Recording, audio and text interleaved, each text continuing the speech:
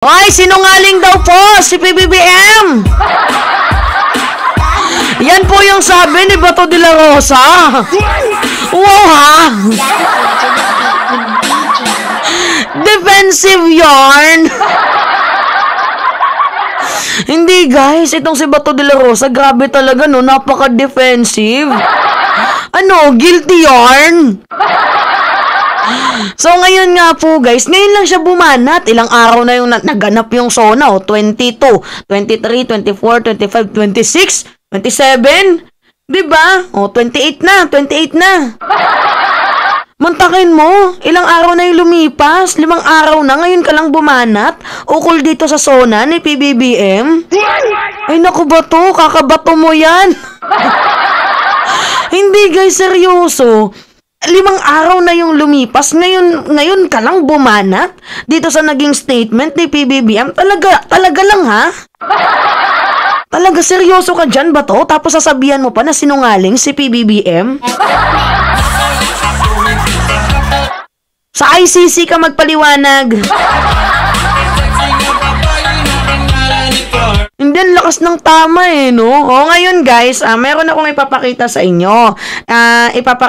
Ipapakitang video. So, ito kasing si Bato de la Rosa, tila baga, in other words, gusto niyang sabihin na itong si PBBM daw po ay sinungaling. Sinungaling daw itong si PBBM. Kasi lagi 'di ba sinabi ni PBBM nung SONA, no extermination, bloodless po, yung kanyang approach, yung kanyang dito, yung pag-handle dito sa war on drugs. So natamaan sila sa word na extermination at sa term na bloodless. 'Di ba ganyan talaga pag guilty eh. Diba? Kasi kung hindi naman totoo, bakit ka nagigilty? Guilty. Diba? Kung hindi naman totoo, ba't ka nagagalit? Kaloka. So, ito na nga, guys. Ang hugot kasi dito ni Bato de la Rosa, hindi daw totoo na hindi bloodless yung campaign ni PBBM dito sa war on drugs. Kumbaga sinungaling daw si Bongbong Marcos doon dahil may namatay daw po na 700. So meaning, pag may namatay na 700, bloodless na daw. Bloody war on drugs na daw yon para kay Bato. So, hindi daw totoo na bloodless. Kasi kung bloodless, bakit daw may namatay? Dito nga daw po sa war on drugs campaign ni PBBM. So, kumbaga parang sumusobra daw si President Marcos sa kanyang sinasabi na no extermination and bloodless yung kanyang approach dito sa war on drugs. Parang na-overflow daw yung statement doon ni PBBM. Yan yung kanyang gustong i-insist. Anyway, mamaya ipi-play ko yung video. So magko-comment muna ako. Alam mo, Bato de la Rosa, ganito lang yan kasimple eh. Bato-bato sa langit, ang matamaan, huwag magalit. Bakit ka nagigilty? Yan lang yung tanong ko eh. 'Di ba? Kasi yung sinasabi dito ni President Marcos is yung approach niya dito sa kanyang pamamalakad sa war on drugs. Kasi every president has different approach eh. Iba yung approach ni Duterte noon. Kay Duterte patayan palagi, 'di ba? To the point ng isang araw, humigit kumulang 36 tao agad ang namamatay sa kanyang drug war campaign, sa kanyang extrajudicial killings. Yung punto kasi natin dito, ba't ka natamaan na in the first place, ang tinutukoy ni President Marcos is yung approach niya dito nga po sa war on drugs na campaign niya. Diba? Ba't ka matatamaan doon? Yan po yung approach ni PBBM. Walang extermination, bloodless. Yan yung pagpapaliwanag ni PBBM. Malinaw na malinaw. So, bakit parang ini-insist mo na ang tinutukoy niya doon ay si Duterte, tapos yung banat mo, may namatay din nga sa'yo, 700 eh. Diba nakakaloka? So meaning guilty ka. Diba? Kasi hindi ka naman magsasalita ng ganyan kung hindi ka guilty. Eto, pakinggan nyo muna yung sinabi ni President Marcos sa kanyang SONA ha. Ito yung sinabi ni PBBM sa kanyang SONA para magkaroon tayo ng kalinawan. Wait lang, baka may ads. Nasaan na? Wait lang mga minamahal. Bagal signal, oy. Sabi ko na nga ba may ads eh. Eto, panoodin nyo. Yan.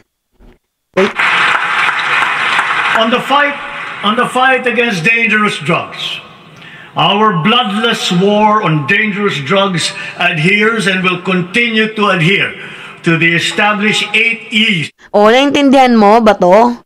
Our bloodless campaign will adhere and adhere. So, yung tinutukoy niya dito is yung kanyang war on drugs. Walang tinutukoy dito na yung tinutukoy ni PBBM is yung war on drugs ni Duterte. Ang tinutukoy niya dito, yung approach niya. Malino. Tingnan nyo ha. Ganito ka bobo si Bato eh. Masyado kasing nagsasalita, wala sa hulog eh. Hindi, sa ICC ka magpaliwanag. Kalurong. O anyway, continue. Pakinggan nyo ha. On the fight against dangerous drugs, our bloodless war on dangerous drugs adheres and will continue to adhere to the established 8 E's of an effective anti-illegal drug strategy. Extermination was never one of them.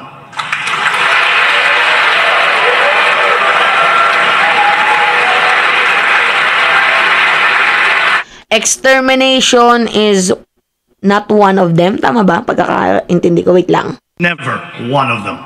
Oh, yon. Extermination was never one of them. So, yung tinutukoy dito ni PBBM is yung kanyang approach dito nga po sa war on drug campaign niya. Wala siyang tinutukoy dito na yung tinutukoy niya is yung sa sa drug war campaign ni Duterte. Yung tinutukoy niya yung kanya kasi administrasyon niya to. 'Di ba? Anyway, continue pa natin ha.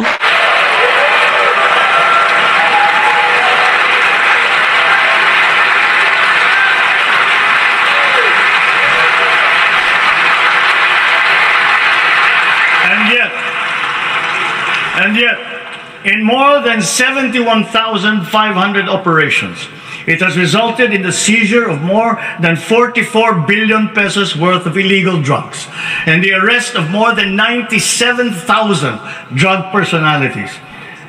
More than 6,000 of those arrested were high-value targets. 440 of them were government employees, of whom 42 were uniformed personnel. 77 were elected officials.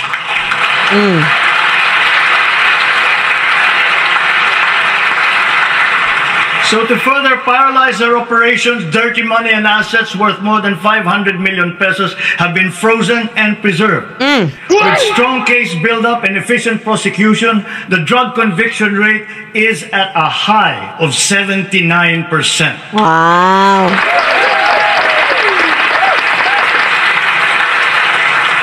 Together with this, we welcome the report that the number of drug-affected barangays in our country has been reduced by 32%. Oh, yeah. No extermination. Yan. Mamaya na natin to i-play yung kay Bato. Diba? Yan yung sabi ni PBBM. So, in-upload. Siyempre naman, sino ba naman ang hindi hahanga, 'di ba? Mantakin nyo, pinaghirapan niya ng administrasyon. So talagang loud and proud niyang sinabi na yung kanyang campaign is bloodless and no extermination. So in-indicate niya din yung mga nahuli, 'di ba? Gaano kalaki, ganyan. So talagang nakaka-proud nga naman kasi achievement po 'yan ng administrasyon natin ngayon. And yet may nasama ni Bato de la Rosa. Paano natin sinabing minasama? O eto, pakinggan nyo. Tingnan nyo ha. Pakinggan nyo yung pagkakasabi ni Bato de la Rosa. No extermination. Yeah. Para bang pinapalabas niya yung previous government, previous administration is puro extermination na ginagawa. Rinig nyo yun? Na parang pinapalabas daw ni President Marcos na yung previous administration, which is yung administrasyon nga ni former President Duterte, is puro daw extermination. Parang yun daw po yung pinapalabas ni PBBM. Mamantakin mo, hindi ka pa pala sigurado sa statement mo. Diba? Wala talaga tong utak sa Bato na, hindi, sa ICC ka magpaliwanag. Kadamo, sansat-sat ni mo, oy. Kaloka. Na ay something jud sa iya brain. Kalurong. Naluloka si Mima. Okay, continue. Puro extermination. Ano nangyari doon sa 1.6 million na nag-surrender? Exterminate ba namin yun? Hindi naman. Ano nangyari doon sa 130,000 na arestado na nakakulong na sa mga kulungan na hirap na hirap tayo magbinti ng kulungan dahil punong-puno. Tingnan niyo yung kanyang statement, no? Halat na talagang guilty. Hoy, wala. Ulitin ko sa inyo, ha. Pinakita ko naman yung video sa inyo kanina. Ano yung sabi sa video? Wala naman pong tinutukoy si PBBM doon na yung pinapatamaan niya is yung approach ng previous administration. Ay, ika nga sa kasabihan, if the shoe fits, wear it, bitch. Diba? Diba? If the Cinderella shoe fits, wear it. Kumbaga, bato-bato sa langit, ang matamaan, wag magalit. Eh, ba't mo sinalo? Kasi kung, guilty nga, guys. Guilty. Kasi unang-una, uulitin ko wala namang minention na pangalan doon ng Duterte, yung approach nila. Walang comparison doon. In-upload lang ni PBBM yung approach nila na ganito bloodless kami. Na ganito walang extermination sa amin. 'Di ba? Yun po yung pagkakasabi ni PBBM. Malinaw naman po. Ewan ko dito kay Gagong Bato de la Rosa na to. May tama talaga to sa pag-iisip, no? Malakas yung tama mo ba to? Nakaka-proud yan. Bato pa. Tantado. O, continue. Wala ng mga arestadong mga drug offenders. Exterminate ba natin yun? Hindi naman. Eh, natural talagang ipagtatanggol mo yan. PNP chief ka noong panahon ni Duterte. Diba? Natural na, na ipagtatanggol mo yan. Drug war campaign ninyo yan. Hindi, sa ICC ka magpaliwanag. Ang dami mo pang satsat Sa ICC ka magpaliwanag, hoy. Ito, continue. So, parang yun lang. Yun para bang dandahan siya naniwala na sa narrative ng mga gustong siraan talaga na gusto yung drug war. Kung gano'n na no extermination. So bakit? Ito bang administration na ito ngayon nila? Wala bang namatay sa drug war? Sinabi sa nagpa-fact check na 700 plus ang namatay. Di ba? Pero Senator Bato, ang claim... Hindi mo sabihin, extermination yun. Ang claim po niya doon sa kanyang SONA ay bloodless drug war. Yun yung phrase niya doon, Senator. Nasaan yung blood nung 700 na namatay? So, paano pala yun? Natunaw ang blood nun. Nung 700 na namatay during this administration. Kabugok ba niya? Bugok talaga tong si Baton. Natural lang naman talaga sa lahat ng drug war, mayroon po talagang namamatay. Ang problema kasi sa inyo, ano yung sabi nyo noon? We don't care about human rights, 'di ba? Kayo na din yung nagsabi niyan. Tapos sinabi nyo pa, papatayin namin kayo.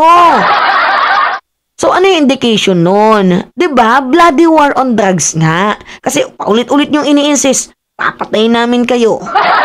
Lagi niya yung sinasabi, paulit-ulit na lang, unlimited tayo Itong ating administrasyon, hindi naman po nagsabi na gano'n, na papatay namin lahat ng adik. Wala naman pong sinabing ganun si PBBM.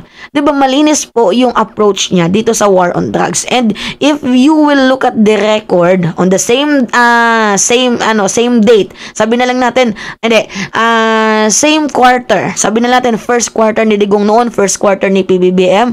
Kung i-compare mo yung mga datos, hindi ko lang na-save yung mga datos, pero tiningnan ko, guys, mas maganda yung approach ni PBBM kasi kahit hindi ka pumatay, madaming nagsusurrender. Diba? Guys, makikita niyo yan sa mga record. Not unlike dito kay Duterte na napilitan yung iba kasi nga tinatakot. Itong approach ng ating administrasyon is different, totally different from the previous administration. Kanya-kanyang approach yan. Bakit mo naman minasama? Nakakainis? Hindi guys, nagagalit ako. Ayokong ma-stress. Tingnan mo, saan ka nakakita ng war on drugs na walang namatay? Sige nga, mention mo nga. Ang akin lang naman kasi dito, na di porket may namatay, ibig sabihin, bloody na agad. Ang ibig sabihin lang doon ni PBBM, syempre, hindi natin napigilan yan. Baka malay mo mga nanlaban yan. Ang tinutukoy natin dito is, hindi naman sinabi ni President Marcos na magkakaroon tayo ng patayan. Walang sinabing ganun si PBBM. Kayo yung merong laging sinasabi to the point nga na sabi nyo, we don't care about human rights. Diba? We don't care about ICC. Di ba? Kaloka. Nakaka-stress. Ang sakit nyo sa bulbol. Ano yung continue? So you cannot claim totally and absolutely yung kiniklaim natin na ganyan blacklist, because when you say war, pag-gira yan, meron talaga, meron matatamaan yan. Pero alam nyo, that is war. Hindi ka pwede mag-wage ng anti-drug campaign kung hindi ka makipag-gira sa mga sindikato. Bibibihin mo yung mga puser, bibibihin mo yung mga drug trafficker, mga drug lords. So, kayo, kung ikaw pulis ka, binabaril ka ng drug offender, ng sindikato, hindi ka lalaban. So yun na, pero namatay sa kanila, 700 plus. During the service station, di ba? So, hindi mo talaga masasabing bloodless na wala. Otherwise, kung sabihin mong bloodless na wala kang ginagawa. Tingnan nyo yung mindset ni Bato, no? Nakakabopuls talaga. Diba? Nakakaloka. Ganyan po yung nila, yung narrative nila. Kunyari, bloodless. Pag bloodless, binibaby daw ni PBBM yung mga adik. Kaloka. Tapos pag bloody naman, ang ini-insist nila na na tama sila kasi pinapatay nila yung mga adik. Ang tanong dito, yung mga namatay ba? Purong lahat talaga yung mga adik. Kasi tingnan natin yung case ni Kian de los Santos ba or Reyes. Hindi nga nagpositibo sa kahit na anong droga, pero ano yung nangyari? Pinatay ng mga walang halang na bitukang pulis. Nasa pamamahala kasi yan. 'Di ba? Sino ba yung nag-order nun? Sino yung nag-implement? Kayo. Napatayin nyo yung mga nakikitaan yung adik. O sinunod lang din ng mga pulis kasi yan yung in-implement yung order. Yan yung utos nyo eh. Tapos ngayon yung sa approach ni PBBM na bloodless, sinasabi ninyo na binibaby ang mga adik. My God, may chart naman tayo, may mga record naman tayo. Tingnan nyo yung record doon sa PDEA, record dyan sa basta, tingnan nyo yung mga record ng mga nandyan na hawak ng ng ahensya ng gobyerno. Kung titingnan nyo first quarter ni Marcos at ni Duterte, pares lang din naman na mayroong mga sumusuko. Pero, yung kay Duterte kasi, ang nangyari, talagang more on tsak-tsakan, patayan, ganun. Dito naman kay PBBM, may mga sumusuko, pero sa tamang pamamaraan. Pero hindi ibig sabihin, binibaby. Nagpa-war on drugs ka pa kung binibaby mo lang din mga adik. Natural sa alamang, meron talagang mamamatay dyan. Pero yung kasi natin dito, yung punto natin dito, wala kasing in-insist itong ating presidente na magkakapatayan. Walang ganun. Sa inyo lang yung meron. To the point nga, diba, na hindi kayo naniniwala sa human rights violation na yan. Kasi sabi nyo, we don't care about human rights. O ngayon na sinisingil kayo ng tadhana, sa ICC kayo magpaliwanag. Hindi yung gagawin mo, magagalit ka, diba? Ang gagawin mo, maiinis ka kasi parang guilty ka sa sinabi ni PBBM. Or in fact, hindi yun patama sa inyo. Matatamaan talaga sila bloodless Pag salitang bloodless PBBM na yun. Pag sabing bloody, nakakibat sa pangalan nila, puro patayan. Diba? Pangit nga naman sa record ng mga Duterte na yan. Pag narinig mo yung salitang Duterte, may isip mo droga, patayan sa droga. Maybe, nililinis nila yung sarili nila. Parang ganun. Diba? Anyway, yun lang po guys. Ay, nakakaloka. Medyo sumakit po talaga yung bangs ko dito sa sa naging statement ni Bato de la Rosa. Kung ang tilok mo. may kalungkutan ka na sa pag-iisip, my goodness. O ako sa'yo, huwag ka na lang magsalita. 5 araw na nakalipas. Ngayon mo lang naisip magsalita. Kung hindi ka ba naman tanga-tanga? Kaloka. Anyway, yun lamang po guys. It's me again, si Mima Alicia nyo. At nagbabalik ulit para sa ating panibagong video.